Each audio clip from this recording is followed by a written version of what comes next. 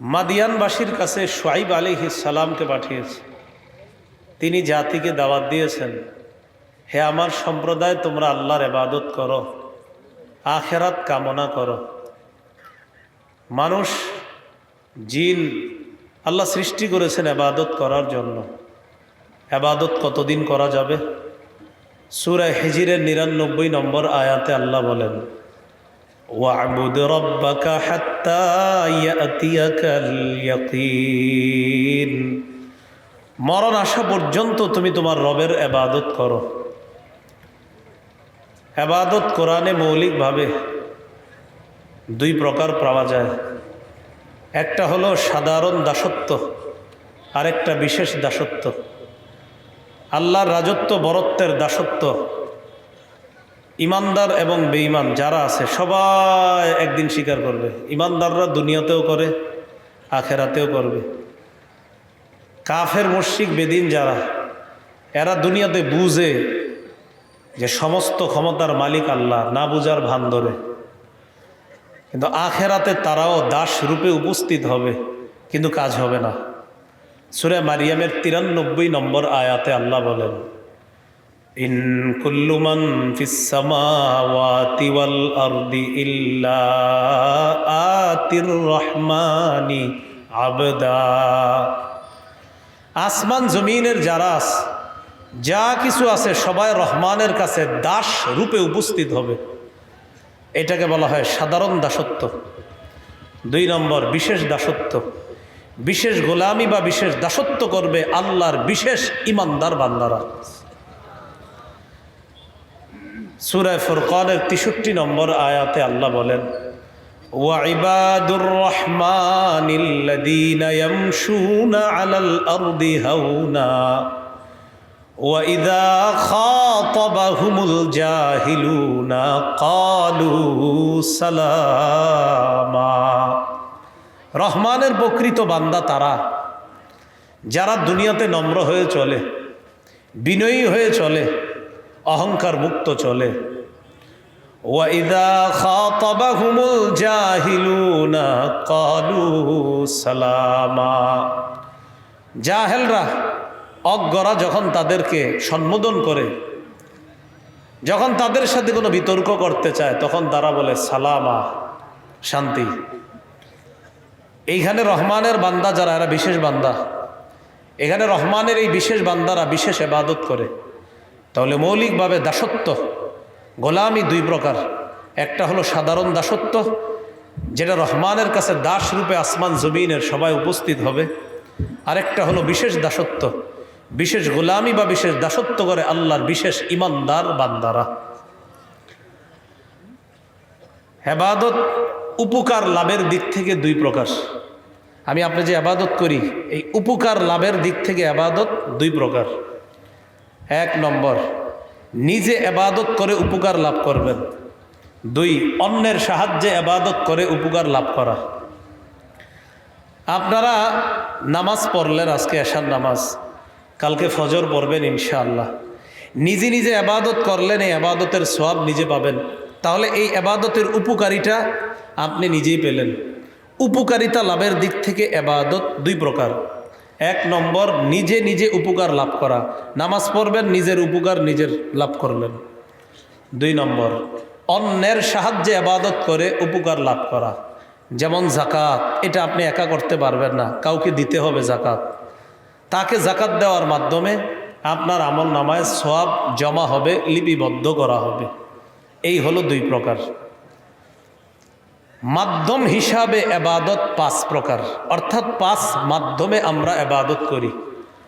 গুরুত্বপূর্ণ আলোচনার দিকে আমরা ঢুকে যাচ্ছি। বলেন তো, কয় মাধ্যমে ইবাদত করি? ৫ মাধ্যমে। ১ নম্বর, মুখ দিয়ে ইবাদত করি আমরা। প্রথমে একবারে বলে যাই, পরে আস্তে আস্তে বলি। আমরা কিছু ইবাদত মুখ দিয়ে করি, কিছু ইবাদত কলব দিয়ে করি, কিছু ইবাদত শরীর দিয়ে করি, কিছু ইবাদত টাকা দিয়ে করি, কিছু ইবাদত শরীর এবং টাকা দিয়ে করি। তাহলে প্রতিপালনের মাধ্যম হিসাবে ইবাদত ৫ প্রকার, অর্থাৎ ৫টি মাধ্যমে আমরা ইবাদত করি। ১ নম্বর, আত্মিক ইবাদত, কলব দিয়ে যেই ইবাদত করি এটাকে বলা হয় আত্মিক আত্মিক ইবাদত। কি ইবাদত? আর্থিক না, আত্মিক, মানে আত্মার সাথে সম্পর্ক। এই ইবাদত যেমন লা ইলাহা ইল্লাল্লাহ, এই বিশ্বাস অন্তরে লালন করা, এটা আত্মিক ইবাদত। সূরা জুমারের 33-34 নম্বর আয়াতে আল্লাহ বলেন, ওয়াল্লাযী জাআ বিস-সিদকি ওয়া সাদ্দাকা বিহি উলাইকা হুমুল মুত্তাকুন। যে ব্যক্তি সত্য নিয়ে আসে এবং সত্যকে দিল থেকে ধারণ করে, সত্য বলে সত্যকে মেনে নেয়, যারা সত্য নিয়ে এসেছে আর সত্যকে সত্য বলে মেনে নেয়, আল্লাহ বলেন আমি তাদেরকে কোরআনে মুত্তাকি বলে ঘোষণা করলাম। কি বলে ঘোষণা করলাম? মুত্তাকি। সহিহ বুখারীর বর্ণনা 44 নম্বর হাদিস। এই হাদিসের মধ্যে আছে, ক্বালা রাসূলুল্লাহ সাল্লাল্লাহু আলাইহি ওয়াসাল্লাম, ইয়াখরুজু মিনান নার মান ক্বালা লা ইলাহা ইল্লাল্লাহ ওয়া ফি কলবিহি ওয়াজনু শাইরাতিন মিন খায়র।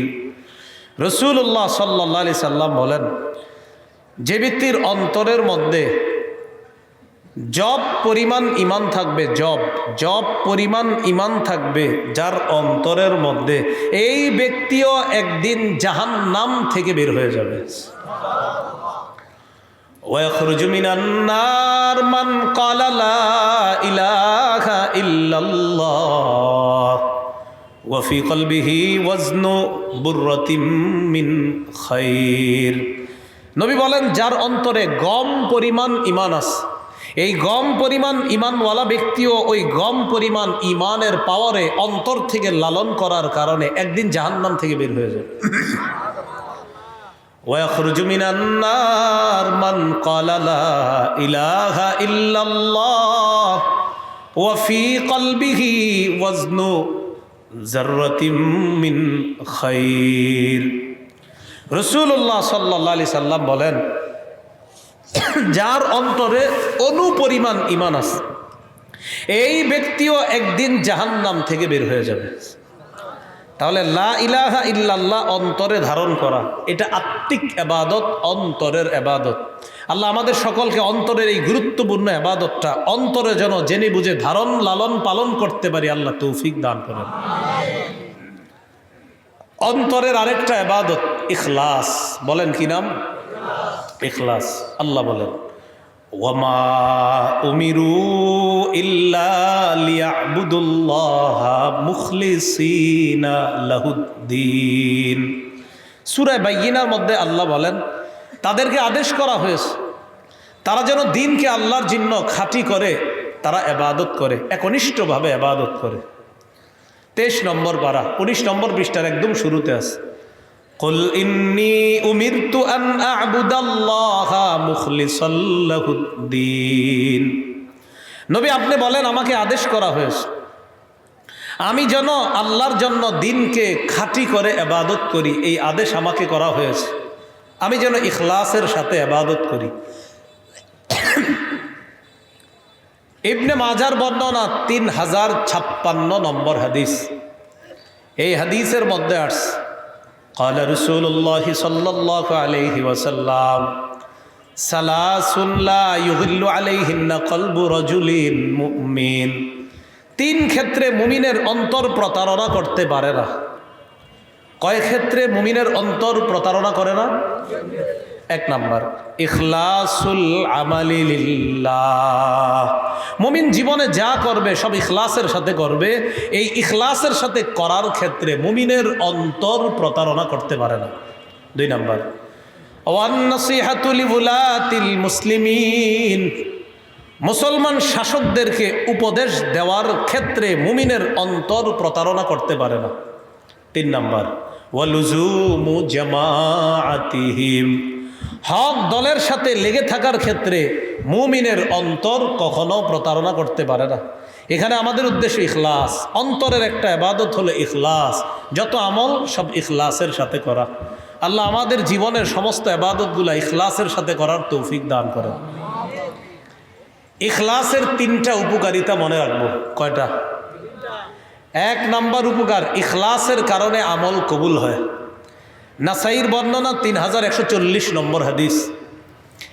রাসূলুল্লাহ সাল্লাল্লাহু আলাইহি সাল্লামকে প্রশ্ন করা হলো, আরাআইতা রাজুলান গাজা ইয়ালতামিসুল আজরা ওয়াজ যিকরা মা লাহু ইয়া রাসূলুল্লাহ।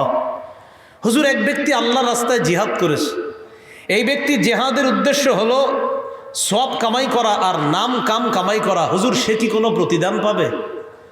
নবীজি জবাব দিলেন, লা শাইআ লাহু, সে কিছুই পাবে না। আহাদাহা সালাসা মাররাত, আল্লাহ নবীকে 3 বার প্রশ্নটা পুনরায় করা হলে আল্লাহ নবী 3 বার জবাব দেয়, লা শাইআ লাহু, লা শাইআ লাহু, লা শাইআ লাহ। সে কিছুই পাবে না, সে কিছুই পাবে না, সে কিছুই পাবে না। কারণ সে প্রতিদানও চায়, আবার নাম কামও চায়। ইখলাস না থাকার কারণে সে কিচ্ছু পাবে না। হাদিসের শেষে নবী বলেন, ইন্নাল্লাহ লা ইয়াকবালু মিনাল আমালি ইল্লা মা কানা লাহু খালিসা ওয়াবতুগিয়া বিহি ওয়াজহুহু।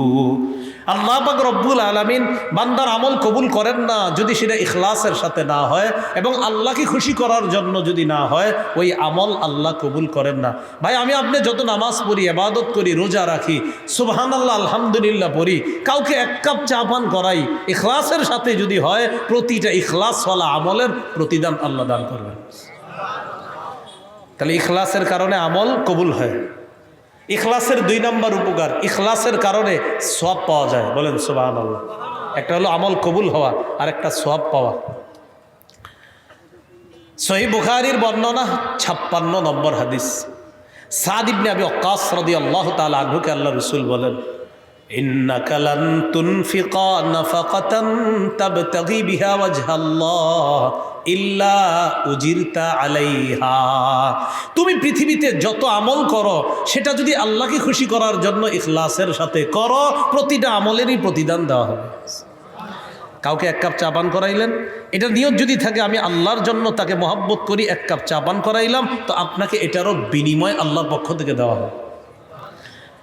হাদিসের শেষে আল্লাহ নবী বলেন, হাত্তা মা তাজআলু ফি ফামি ইমরাতিক, তুমি যদি তোমার বিবির মুখের মধ্যে 1 লোকমা খাবার উঠা দাও, এই খাবার উঠানোর সময় যদি তোমার ইখলাস থাকে, আল্লাহকে খুশি করার জন্য যদি হয়, আল্লাহ নবী বলেন এই লোকমার কারণেও তোমার আমলনামায় সওয়াব লিপিবদ্ধ হয়ে যাবে।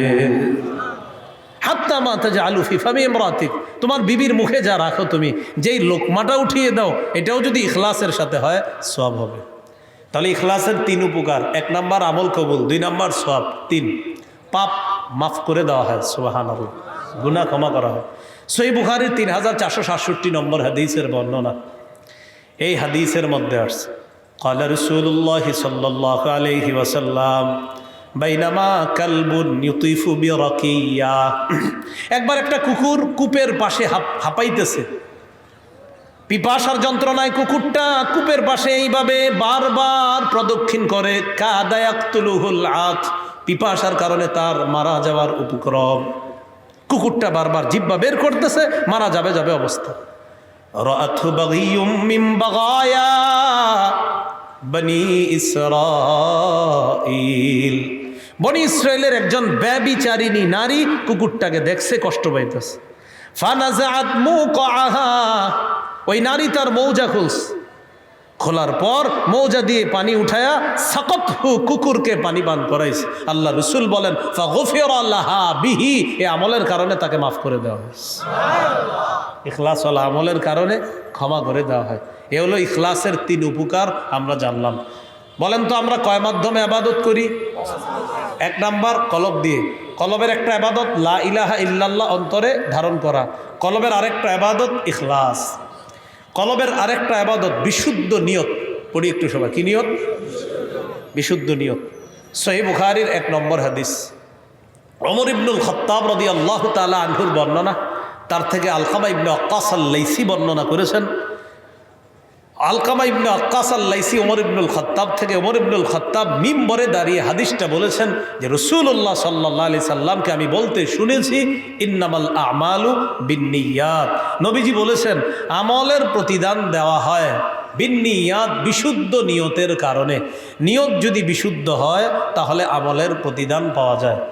তাহলে বিশুদ্ধ নিয়ত এটা অন্তরের আমল। একটু আমার সাথে যদি বলেন তাহলে মনে থাকবে বিষয়টা। বলেন, বিশুদ্ধ নিয়তওয়ালা ছোট এবাদত আল্লাহর কাছে বড় হয়ে যায়।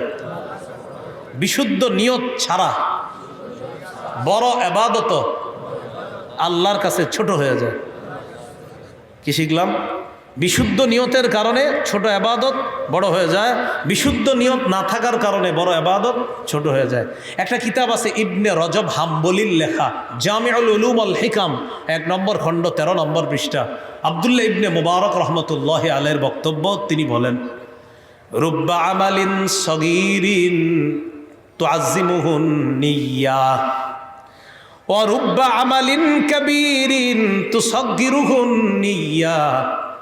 আব্দুল্লাহ ইবনুল মুবারক রহমতুল্লাহি আলাইহি বলেন, এমন অনেক ছোট ছোট আমল তুআজ্জিমুহুন নিয়্যা, বিশুদ্ধ নিয়ত ওই ছোট আমলটা অনেক বড় বানায়া দেয়। বিশুদ্ধ নিয়ত ছোট আমলটাকে বড় বানায় দেয়। ওয়া রুব্বা আমালিন কাবীর তুসাগগিরুহুন নিয়্যা, অনেক বড় বড় আমল নিয়ত অশুদ্ধ হওয়ার কারণে ছোট হয়ে যায়। নাউজুবিল্লাহ। 1 টাকা ইখলাসওয়ালা, 1 কোটি ইখলাস ছাড়া ওই 1 টাকা ইখলাসওয়ালা আল্লাহর কাছে বেশি দামি।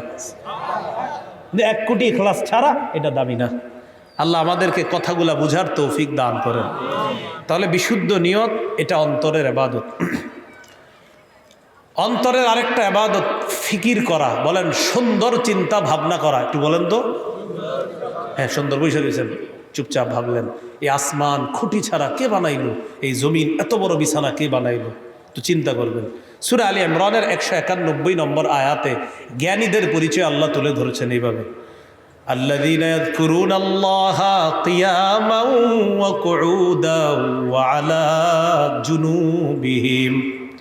আল্লাহ বলেন, জ্ঞানী তারা যারা দাঁড়িয়ে আল্লাহকে স্মরণ করে, বসে বসে স্মরণ করে, ওয়া আলা জুনুবিহিম, যারা শুয়ে শুয়ে আল্লাহর জিকির করে, ওয়া ইয়াতাফাক্কারুনা ফি খালকিস সামাওয়াতি ওয়াল আরদ, যারা আসমান জমিনের সৃষ্টি নিয়ে চিন্তা করে, করার পর বলে, রব্বানা মা খালাকতা হাযা বাতিলান সুবহানাক ফাকিনা আযাবান নার।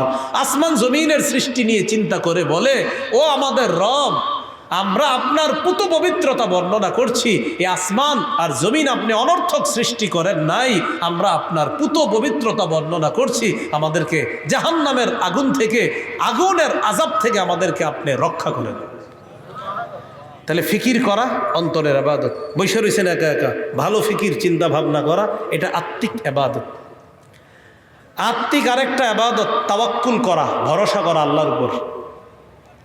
আল্লাহ রব্বুল আলামিন বলেন, ওয়া মান তাওয়াক্কাল আলাল্লাহি ফাহুয়া হাসবু, যে ব্যক্তি আল্লাহর উপর ভরসা করে আল্লাহ তার জন্য যথেষ্ট হয়ে যায়।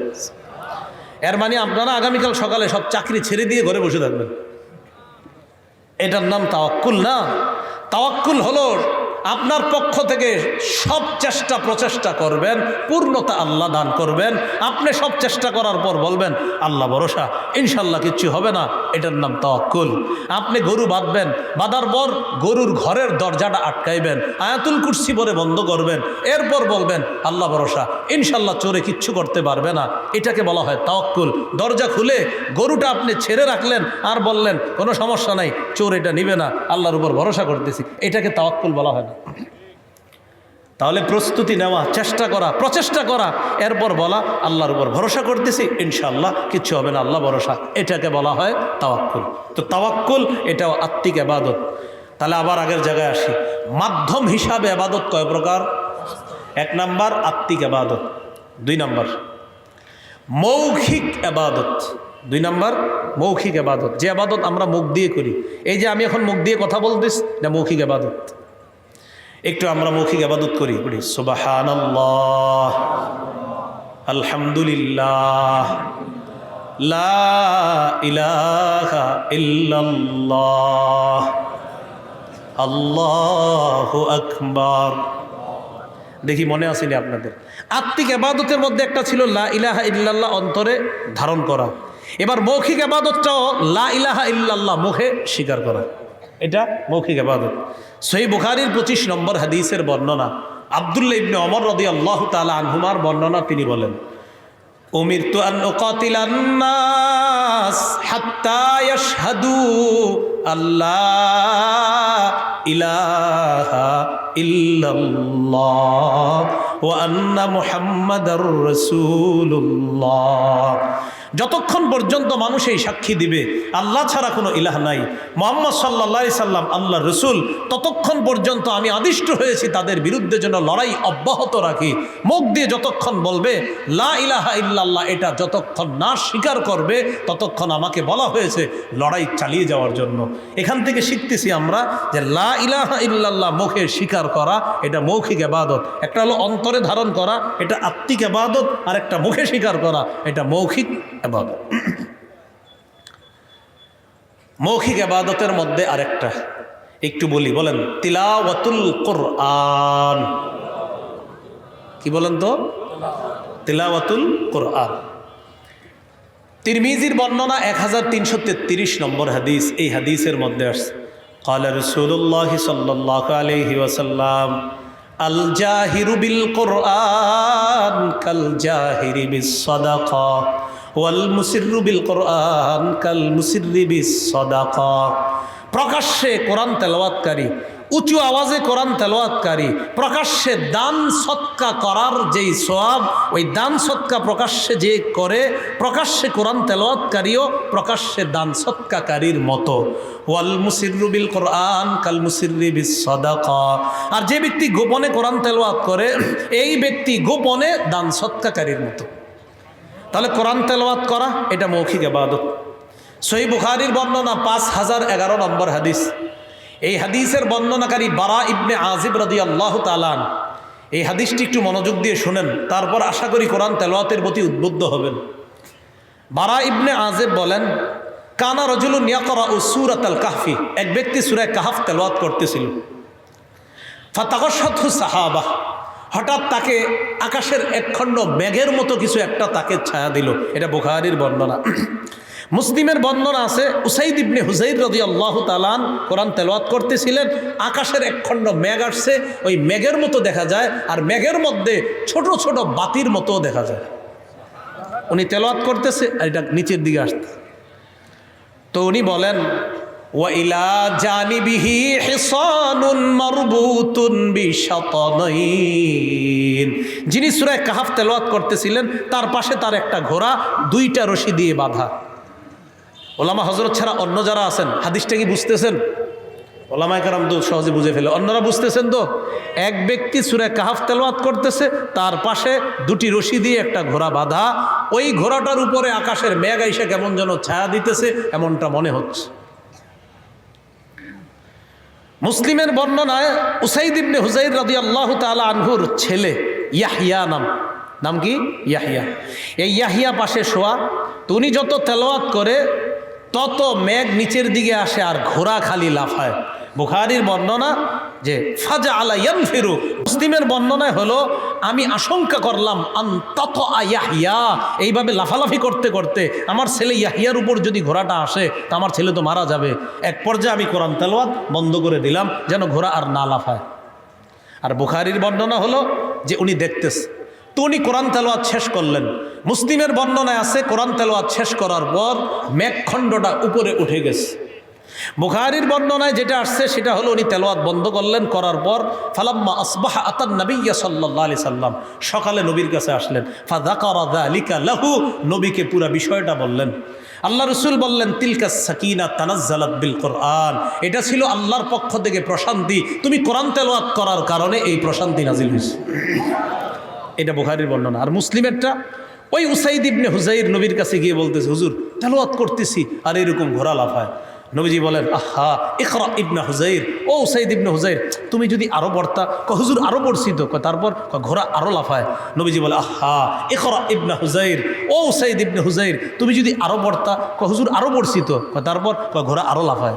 তারপর কি করছে? যখন দেখছি আমার ছেলে ইয়াহিয়ার সমস্যা হবে, তেলাওয়াত বন্ধ করছি, আর ওই মেঘখণ্ড উপরে উঠে গেছে। নবীজি বললেন, তুমি যদি ফজর পর্যন্ত পড়তা, ফজরের সময় মুসল্লিরা তোমার বাসার সামনে দিয়ে যখন যাইতো, তারাও স্বচক্ষে ওই দৃশ্য দেখতো। এটা কারা ছিল জানো? তিলকা সাকিনা, এটা ছিল প্রশান্তি। আর এটার মাঝে যে একটু লাইটের মতো দেখতেছিলা, তিলকাল মালাইকা, তারা ছিল ফেরেশতা। তাসতামিউ লাক, তোমার কোরআন তারা কান পেতে শোনার জন্য দুনিয়াতে চলে আসছে। তাহলে কি শিখলাম? মৌখিক একটা ইবাদত তেলাওয়াতুল কোরআন। আর এই যে জোরে সুবহানাল্লাহটা পড়ছেন, পড়ার পরে আগামী 1 মাসেও কোরআনটা খুলবেন না। সুবহানাল্লাহর মিটারে কি বোঝা যাইতেছে যে আজকেই পড়বো, কিন্তু আসলে তো পড়বো না। মানে এটা আমি খারাপ ধারণা করতেছি, যদিও ঠিক না, আসলে পড়বে। কিন্তু তো বিষয়টা হলো আপনার সুবহানাল্লাহর আওয়াজে মনে হইতেছে না হুজুর ইনশাল্লাহ আমরা, আচ্ছা যাই হোক, তো পড়বেন ইনশাল্লাহ। আমি আমার ওই কথা উড্ডু করে নিচ্ছি, আপনারা পড়বেন ইনশাল্লাহ। তাহলে কোরআন পড়বেন, নিয়মিত পড়বেন, কোরআন তেলাওয়াত নিয়মিত করবেন। আমি বলি কোরআন মানে মুখস্থ পড়েন ঠিক, কিন্তু কোরআনটা খুইলা ডেলি একটু কিছু হইলে পড়েন, খুলে পড়বেন। কেন? আমি প্রায় সময় বলি, কোরআন খুলে নিয়মিত কিছু পড়লে কোরআনের সাথে আলাদা একটা ভালোবাসা তৈরি হয়। এই ভালোবাসা মহব্বতটা দেখবেন, আপনি 2 মাস কোরআন খুইলা ডেলি পড়েন, হঠাৎ একদিন কোনো কারণে পড়েন নাই, হঠাৎ না পড়তে পারার কারণে ওই দারুল উলুমের মোতায়েম সাহেবের কাছে বল, হুজুর মনটা খারাপ। কেন বাবা? 2 মাস কোরআন পড়ছি ডেলি, খুব ভালো লাগতো, আজকে হঠাৎ কোরআন পড়তে পারি নাই, এই জন্য এত কষ্ট লাগতেছে। তো আলেমরা আপনাকে সমাধান দিবে, হ্যাঁ কোরআনের সাথে তোমার ভালোবাসা তৈরি হয়ে গেছে, আর এই ভালোবাসাটা একদিন মিস হওয়ার কারণে তুমি এখন খুব কষ্ট পাইতেছ। তাহলে কোরআনের সাথে আমরা মহব্বত তৈরি করব, বলি ইনশাআল্লাহ। তিরমিজির বর্ণনা 2910 নম্বর হাদিস, 2910 নম্বর হাদিস। এই হাদিসের মধ্যে আসছে, ক্বালা রাসূলুল্লাহ সাল্লাল্লাহু আলাইহি ওয়াসাল্লাম, মান ক্বারাআ হারফাম মিন কিতাবিল্লাহ ফালাহু বিহি হাসানা। যে ব্যক্তি কোরআনের একটা অক্ষর তেলাওয়াত করে, তার আমল নামায় একটা সওয়াব। ওয়াল হাসানাতু বিআশরি আমসালিহা, ওই একটা আবার 10 গুণ বাড়ায়। আর মানে একটা অক্ষর তেলাওয়াত করলে সাথে সাথে তার আমল নামায় 10টা নেকি লিপিবদ্ধ হয়ে যায়। নবীজি বলেন, লা আকুলু আলিফ লাম মিম হারফুন ওয়ালাকিন আলিফুন হারফুন ওয়ালামুন হারফুন ওয়া মিমুন হারফুন। রাসূলুল্লাহ সাল্লাল্লাহু আলাইহি সাল্লাম বলেন, আলিফ লাম মিম, এই পুরাটা একটা অক্ষর আমি বলছি না, কিন্তু আলিফ একটা অক্ষর, লাম একটা অক্ষর, মিম একটা অক্ষর। এর মানে আলিফ লাম মিম কেউ যদি পড়ে, তার আমল নামায় 30টা নেকি লিপিবদ্ধ হয়েছে। একটু বলি আমরা, আলহামদু, আলহামদু বলেন। হামজা লাম জবর আল, হামিম জবর হাম, দাল পেশ দু, আলহামদু। আবার আলহামদু। আমরা মোট 250 সওয়াব পাইছি সবাই। কয়শো? 250। আলহামদুতে 5 অক্ষর, 5 অক্ষরে 50টা। পরে আবার বললাম 100টা হইল। এরপরে আবার আপনাদেরকে বানান করায় বললাম, বানানে আমাদের 2 বার হয়েছে, বানানোর সময় হয়েছে 2 বার। তাহলে 2 বারে হইলো আপনার, যদি 2 বার হয় 50 দুগুণে 100, আগের 100 আর পরে 100, 200। শেষে আবার একবার আমরা বলছি আলহামদু, এই হলো আরো 50, 250 নেকি ইয়াকিন করেন সবার আমল নামে আল্লাহ দিয়ে দিচ্ছে। এই জন্য কোরআন তেলাওয়াত বিশুদ্ধভাবে আমরা শিখব। এইভাবে বয়স হয়ে গেলেও সমস্যা নাই। কোরআন যদি অশুদ্ধ থাকে, এই মাদ্রাসা আছে, মসজিদে আছে, ইমাম সাহেবের কাছে যান, গিয়ে বলেন বয়স্ক শিক্ষা চালু করেন, অথবা হুজুর আমার পার্সোনাল আপনি পড়ান, আমি তো ভুল করছি, আমার কোরআন বিশুদ্ধভাবে হয় না, আপনি একটু আমাকে শিখাই দেন। আল্লাহ তৌফিক দান করেন। মাধ্যম হিসাবে ইবাদত কয় প্রকার? 5 প্রকার। দ্বিতীয় প্রকার মৌখিক ইবাদত। মৌখিক ইবাদতের মধ্যে একটা গেল তিলাওয়াতুল কোরআন, আর একটা গেল লা ইলাহা ইল্লাল্লাহর স্বীকার করা। মৌখিক ইবাদতের মধ্যে আরেকটা একটু বলি, বলে দোয়া করা, আল্লাহ মাফ করেন, আল্লাহ আমাকে ক্ষমা করেন, এই দোয়া করা। সূরা আরাফের 55 নম্বর আয়াতে আল্লাহ বলেন, উদউ রাব্বাকুম তাদাররুআন ওয়া খুফিয়া, তোমরা তোমাদের রবকে ডাকো তাদাররুআ বিনীতভাবে, ওয়া খুফিয়া ভয় ভীতি নিয়ে চুপে চুপে আল্লাহকে তোমরা ডাকো। নবীজি বলেন ইরবাউ আলা আনফুসিকুম ফাইন্নাকুম লাইসা তাদউনা আসাম্মা ওয়ালা গায়িবা ইন্নাকুম তাদউনা সামিআন করিবা। তোমরা নিজেদের প্রতি সদয় হও। তোমরা আল্লাহকে এত বেশি জোরে জোরে যে ডাকতে হবে এমন না, আল্লাহরে আস্তে আস্তেও যদি ডাকো তাও সমস্যা নাই। আল্লাহরে যেই রবকে তোমরা ডাকো সেই রব বধির না, সেই রব অনুপস্থিত না। ইন্নাকুম তাদউনা সামিআন করিবা, এমন রবকে তোমরা দোয়ায় ডাকো যেই রব সামিআ সর্বশ্রোতা, সব শোনেন, করিবা অতি নিকটে থেকেই সব কিছু শোনেন। সাহাবায়ে কেরাম নবীজিরে প্রশ্ন করছে, আকারিবুন রব্বুনা ফানুনাজিহি আম বাঈদুন ফানুনাদি। ইয়া রাসূলুল্লাহ, আমাদের রব কি নিকটে যে রবকে আমরা চুপে চুপে ডাকবো, নাকি রব দূরে রবকে জোরে ডাকবো? আবার বুঝেন, সাহাবায়ে কেরাম প্রশ্ন করলেন, ইয়া রাসূলুল্লাহ, আল্লাহ কি আমাদের অতি নিকটে যে আল্লাহকে আস্তে আস্তে ডাকবো, নাকি রব অনেক দূরে যে রবকে জোরে জোরে ডাকবো? সাহাবায়ে কেরামের প্রশ্নের জবাবে আল্লাহ পাক রব্বুল আলামিন সূরা বাকারার 186 নম্বর আয়াত নাজিল করে দেয়। আবার বুঝেন, সাহাবায়ে কেরাম বললেন, হুজুর রব কি কাছে আস্তে ডাকবো নাকি দূরে জোরে ডাকবো? আল্লাহ আয়াত দিয়ে জানায়া দিলেন, ওয়া ইযা সাআলাকা ইবাদি আন্নী ফাইন্নী করিব। আপনাকে আমার বান্দারা যখন আমার ব্যাপারে জিজ্ঞাসা করে আপনি বলেন ফাইন্নী করিব, আমি অতি নিকটে। সুবহানাল্লাহ। তাহলে রবকে যদি আমরা আস্তে আস্তেও ডাকি সমস্যা নাই, আমরা যদি আল্লাহকে ডাকি, হ্যাঁ মাঝে মাঝে তো দোয়া করি আমরা জোরে জোরে, তা আস্তে আস্তেও যদি দোয়া করি, বিশেষ করে ইনফিরাদি স্পেশাল যে দোয়াগুলো আমরা একা একা করি, আপনি আস্তে আস্তে দোয়া করেন। সুফিয়ান সাউরি বলেন, আস্তে দোয়া কাকে বলে? পাশের ব্যক্তি যেন দেখলে মনে হয় উনি ফিস ফিস করে কি বলে, বলি না আমরা ফিস ফিস করে। তো সুফিয়ান সাউরি রহমতুল্লাহ আলাইহি বলেন, পাশের ব্যক্তি যেন মনে করে উনি ফিস ফিস করে কি যেন বলছে, রবকে তিনি কি যেন বলছে ফিস ফিস করে। এটা হলো আস্তে আস্তে আল্লাহকে বলা। তাহলে আমরা আল্লাহর কাছে দোয়া করব, বলেন ইনশাআল্লাহ। তাহলে দোয়া করা মৌখিক ইবাদত, বলি সবাই দোয়া করা মৌখিক। রাসূলুল্লাহ সাল্লাল্লাহু আলাইহি সাল্লাম বলেন, আদ-দুআউ হুয়াল ইবাদা, দোয়াটাই ইবাদত, দোয়া করাটাই এটা একটা ইবাদত। আল্লাহ আমাদের সকলকে ইবাদত, এই মৌখিক ইবাদতটা যেন আমরা বেশি বেশি করতে পারি, আল্লাহ তৌফিক দান করেন। তাহলে লা ইলাহা ইল্লাল্লাহ গেল, তেলাওয়াতুল কোরআন গেল, দোয়া গেল। এবার আরেকটা বলেন, জিকির করা। কি করা? জিকির, এটাও মৌখিক ইবাদত। জিকির করা কি ইবাদত? মৌখিক ইবাদত। সূরা আরাফের 205 নম্বর আয়াতে আল্লাহ বলেন, ওয়াযকুর রাব্বাকা ফি নাফসিকা তাদাররুআন ওয়া খীফাতান ওয়া দুনাল জাহরি মিনাল কওলি বিল গুদুবি ওয়াল আসাল ওয়ালা তাকুম মিনাল গাফিলিন।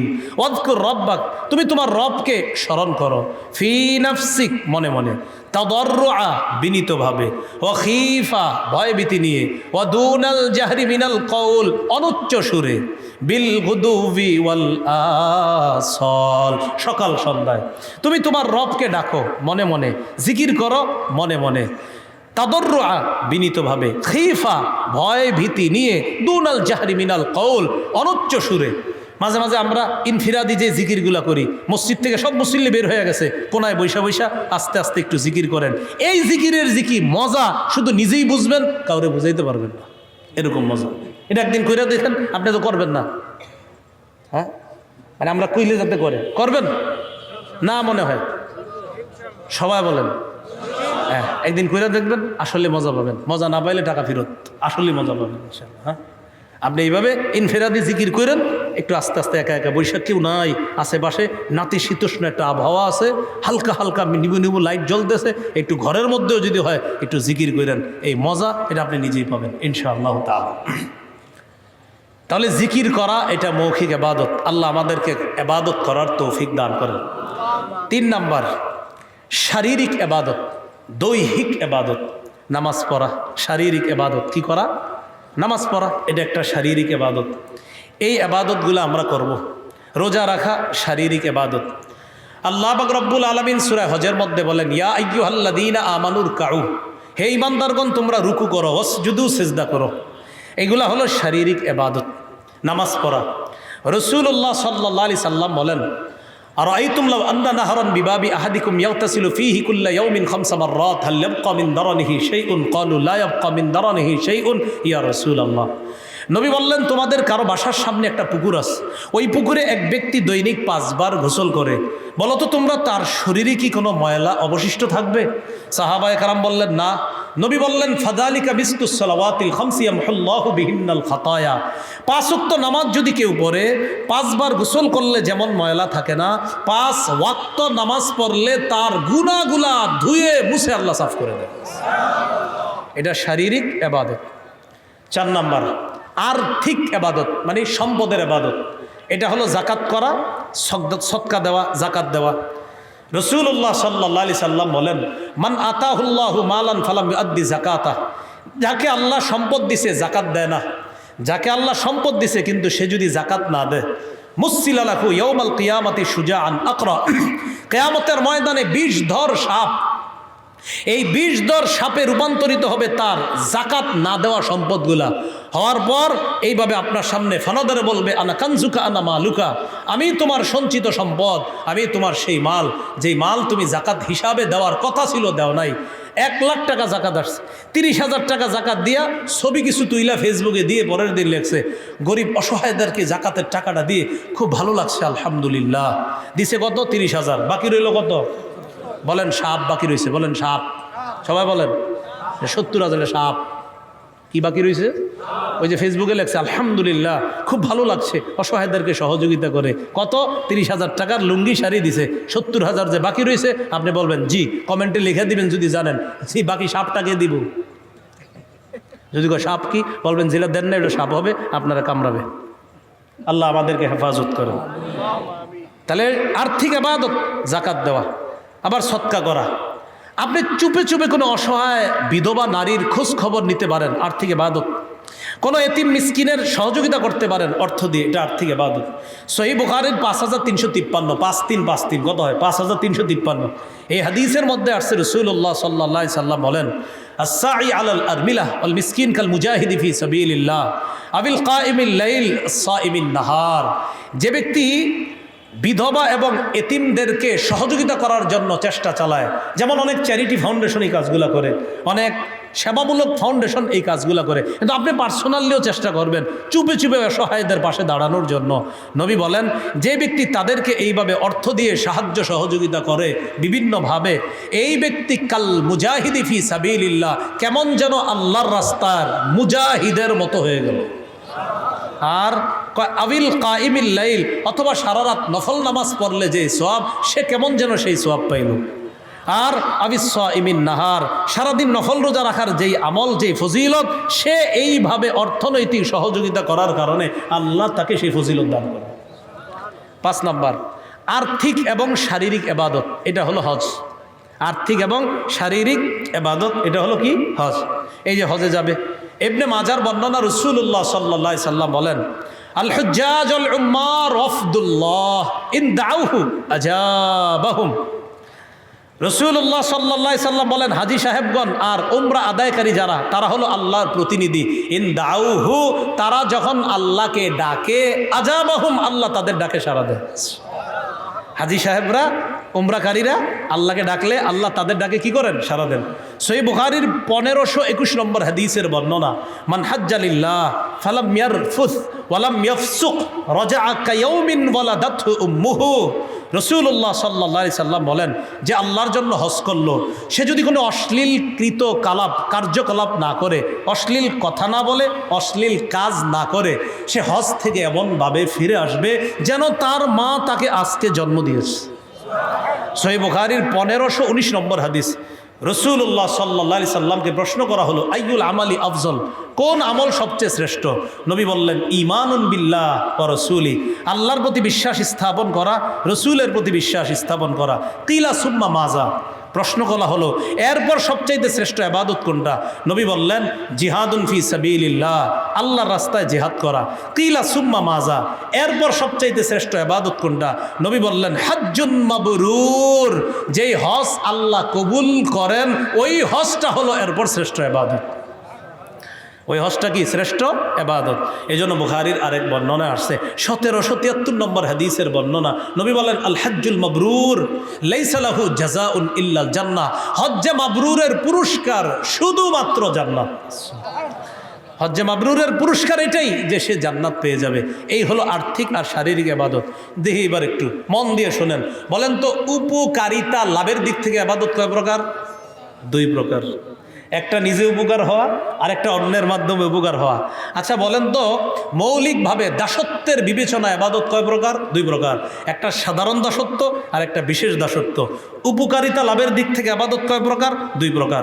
একটা নিজে ইবাদত করে উপকৃত হওয়া আর একটা হলো অন্যের সাহায্যে ইবাদত করে উপকৃত হওয়া। এবার আসি মূল কথায়, সেটা হলো মাধ্যম হিসাবে ইবাদত কয় প্রকার? 5 প্রকার।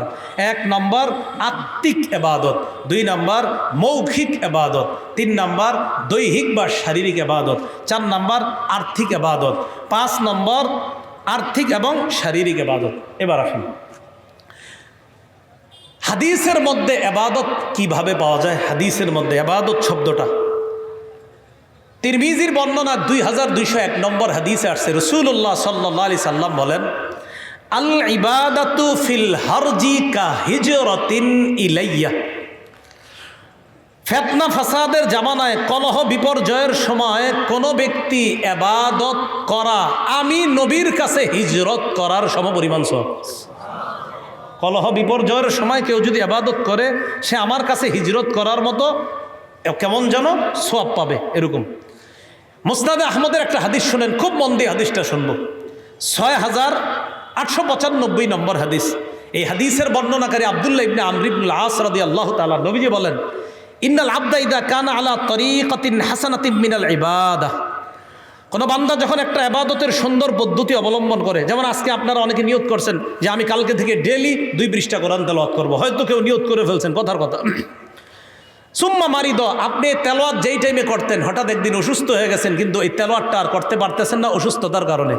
কিলালিল মালাকিল মুআক্কালি বিহি, আপনার আমলনামা যেই ফেরেশতা লেখে, সওয়াব লেখে, ওই ফেরেশতাকে আল্লাহর পক্ষ থেকে বলা হবে উকতুব বিমিসলি আমালিহি ইযা কানা তালিকা। মুসনাদে আহমদের হাদিসটা আবার শুনি, রাসূলুল্লাহ সাল্লাল্লাহু আলাইহি সাল্লাম বলেন ইন্নাল আবদা ইযা কানা আলা তরিকাতিন হাসানাতিন মিনাল ইবাদাহ। বান্দা যখন কোনো একটা সুন্দর ইবাদতের পদ্ধতি গ্রহণ করে, ওই যে বললাম কেউ নিয়ত করছে ডেলি কোরআন তেলাওয়াত করবে, তো অসুস্থ হয়ে গেছে একদিন আর তেলাওয়াত করতে পারতেছে না, আল্লাহ ফেরেশতাদেরকে বলেন ও ফেরেশতারা উকতুব বিমিসলি আমালিহি ইদা কানা তলিকা, সে সুস্থ থাকলে ইবাদত করত, আজকে আমার বান্দা অসুস্থতার কারণে ইবাদতটা করতে পারতেছে না, বাকি আমি আল্লাহ তো সওয়াবে কম দিতে পারি না, আমার বান্দা ইবাদত করত কিন্তু অসুস্থতার কারণে করতে পারতেছে না, তোমরা সওয়াব লেখা বন্ধ করবা না, সওয়াব লিখতে থাকো, সওয়াব কি করতে থাকো? লিখতে থাকো। এই জন্য আমরা ইবাদত করব, সময়গুলা নষ্ট করব না।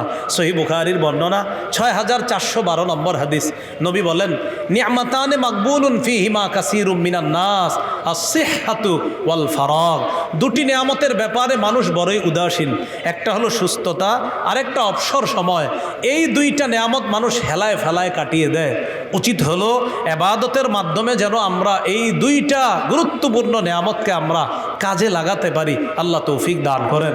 প্রিয় মুসলমান ভাইয়ারা, রাসূলুল্লাহ সাল্লাল্লাহু আলাইহি সাল্লাম এক হাদিসের মধ্যে বলেন, সহিহুল জামের মধ্যে আসছে হাদিসটা, ফদলুল ইলমি আহাব্বু ইলাইয়া মিন ফদলিল ইবাদা। আবেদরা ইবাদত করলে যেই ফজিলত, আলেমরা ইলম অন্বেষণ করা আমি নবীর কাছে আরো বেশি ফজিলত, আমি নবীর কাছে আরো বেশি ফজিলত। এই হলো মোটামুটিভাবে ইবাদতের বিষয়ে আমরা কিছু বিষয় জানতে পারলাম। এখন দেখেন প্রথম 2টা কথা আবার স্মরণ করায় দিই।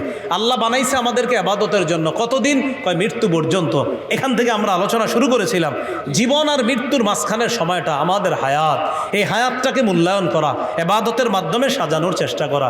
রাসূলুল্লাহ সাল্লাল্লাহু আলাইহি সাল্লাম বলেন ইগতানিম খামসান ক্বাবলা খামসিন, 5টি জিনিসের পূর্বে 5টি জিনিস মূল্যায়ন করো। বলেন কয় জিনিস মূল্যায়ন করা? 5। 1 নাম্বার শাবাবাকা ক্বাবলা হারামিক, তোমার বার্ধক্যে পৌঁছার আগে যৌবন কালটাকে তুমি মূল্যায়ন করো। 2 নাম্বার অফারাগাকা ক্বাবলা শুগুলিক, ব্যস্ত হওয়ার পূর্বে অবসর সময়টাকে মূল্যায়ন করো। আপনি অফিসে যাচ্ছেন, আধা ঘন্টা দেরি আছে এখনো অফিসে পৌঁছতে, ওই মুহূর্তে আপনি সময়টা নষ্ট না করে চিন্তায় আনবেন আধা ঘন্টা পরে তো অফিসের কাজে লাগতে হবে, এই আধা ঘন্টা আমি জিকিরের মাধ্যমে আমার সময়টা আমি কাজে লাগাই। তো 2 নাম্বার ফারাগাকা ক্বাবলা শুগুলিক। 3 নাম্বার ওয়াসিহাতাকা ক্বাবলা সাকমিক, অসুস্থ হওয়ার পূর্বে সুস্থতার সময়টা এটা তুমি মূল্যায়ন করো, এটাকে তুমি গনিমত মনে করো। 4 নাম্বার ওয়াগিনাকা ক্বাবলা ফাকরিক, দরিদ্র হওয়ার আগে টাকা পয়সা যখন থাকে এটাকে মূল্যায়ন করো, টাকাটা সঠিক খাতে ব্যয় করো। 5 নাম্বার ওয়া হায়াতাকা ক্বাবলা মাউতিক, মরার আগে জীবনটাকে মূল্যায়ন করো। ভাই এটা আমার মূল কথা, এই জীবন, আমাদের জন্ম, আমাদের মৃত্যু, মাঝখানে আমাদের এই জীবনটাকে মূল্যায়ন করা। সহিহ বুখারী একটা হাদিসের মাধ্যমে আমি ইতি টানছি, 6413 নম্বর হাদিস। এই হাদিসে নবীজি বলেছেন, আল্লাহুম্মা লা আইশা ইল্লা আইশুল আখিরা, আল্লাহ আখিরাতের জীবন তো প্রকৃত জীবন। ফাসলিহিল আনসার ওয়াল মুহাজিরা, মুহাজির আনসার তাদেরকে আপনি সংশোধন করে দেন।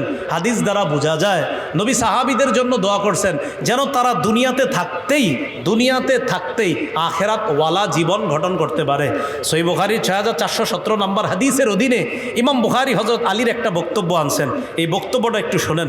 হযরত আলী বলেন, ইরতাহালাতিদ দুনিয়া মুদবিরাতান, দুনিয়া পিছিয়ে যাচ্ছে, ওয়ারতাহালাতিল আখিরা মুকবিলা, আখিরাত অগ্রসর হচ্ছে। হে পৃথিবীর মানুষ শোনো, লিকুল্লি ওয়াহিদাতিন মিনহুমা বানুনা, দুনিয়া আখিরাত উভয়ের সন্তান আছে, দুনিয়ারও সন্তান আছে, আখিরাতেরও সন্তান আছে। ফাকুনু মিন আবনাইল আখিরা, তোমরা আখিরাতের সন্তান হও, মানে দিনদার হও। ওয়ালা তাকুনু মিন আবনাইদ দুনিয়া, তোমরা দুনিয়ার সন্তান হও না, মানে দুনিয়াদার হও না। হযরত আলী বলেন, দুনিয়া পিছিয়ে যাচ্ছে, আখিরাত অগ্রসর হচ্ছে, দুনিয়ারও সন্তান আছে, আখিরাতেরও সন্তান আছে। দুনিয়ার সন্তান কারা? কয় যারা দুনিয়াদার, যারা আখিরাত ভুলে যায়। আখিরাতের সন্তান কারা? কয় যারা দুনিয়াতে থাইকাও আখিরাতকে স্মরণ রাখে, তারা আখিরাতের সন্তান, তারা হলো দিনদার। আল্লাহ আমাদের সকলের জীবন আর মৃত্যুর মাঝের সময়টা আমরা যেন দিনদার হয়ে কাটিয়ে আমরা ইবাদতের মাধ্যমে জীবনের সৌন্দর্যতা যেটা, এই সুন্দর জীবনটাকে আমরা নিয়ে যেন ঈমানি জীবন আর ঈমানি মরণ নিয়ে দুনিয়া থেকে বিদায় নিতে পারি। আল্লাহ তৌফিক দান করেন। সুবহানাল্লাহি ওয়া বিহামদিহি, সুবহানাকাল্লাহুম্মা ওয়া বিহামদিক, আশহাদু আল্লা ইলাহা ইল্লা আনতা, আস্তাগফিরুকা ওয়া আতুবু ইলাইক।